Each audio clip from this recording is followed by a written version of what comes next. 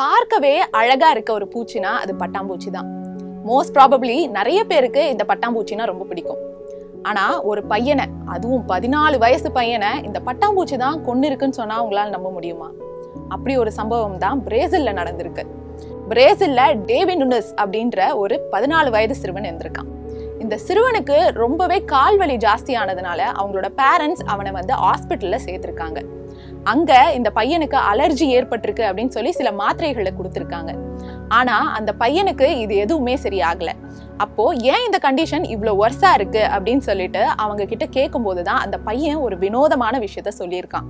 அதாவது கொஞ்ச நாளுக்கு முன்னாடி பட்டாம்பூச்சி, அதுவும் இறந்த பட்டாம்பூச்சியை எடுத்து தண்ணீர்ல கலக்கி அந்த திரவத்தை ஒரு ஊசியில ஏத்தி தன்னுடைய கால்கள்ல அவன் செலுத்தியிருக்கான்.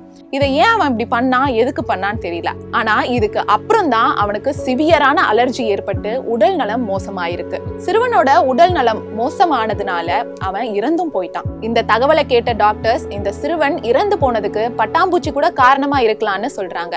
அதாவது பட்டாம்பூச்சியில இருந்த கிருமிகள் சிறுவனோட உடல்ல போய் பாதிப்பை ஏற்படுத்தியிருக்கலாம் அப்படின்னு சொல்றாங்க. ஆனா பட்டர்ஃப்ளை எக்ஸ்பர்ட்ஸ் என்ன சொல்றாங்கன்னா, ஒரு பட்டாம்பூச்சினால அலர்ஜி ஏற்படலாம், பட் அதனால ஒரு மனுஷனோட உயிரே போகுமா அப்படின்றதுக்கான விரிவான ஆய்வுகள் இன்னும் இங்க நடத்தப்படலன்னு சொல்றாங்க. இதெல்லாம் சரி, எதுக்கு ஒரு பட்டாம்பூச்சியோட எசன்ஸை உடல்ல ஏத்திக்கணும் அப்படின்றதுக்கான காரணத்தை தேட ஆரம்பிச்ச போலீஸ் இது எதனா ஆன்லைன் சேலஞ்சா இருக்குமோ அப்படின்னு சந்தேகிக்கிறாங்க. எதுவா இருந்தாலும் அந்த சிறுவனோட அட்டாப்சி ரிப்போர்ட் வந்த அப்புறம் தான் தெளிவா தெரியும்னு போலீஸ் தெரிவிச்சிருக்காங்க.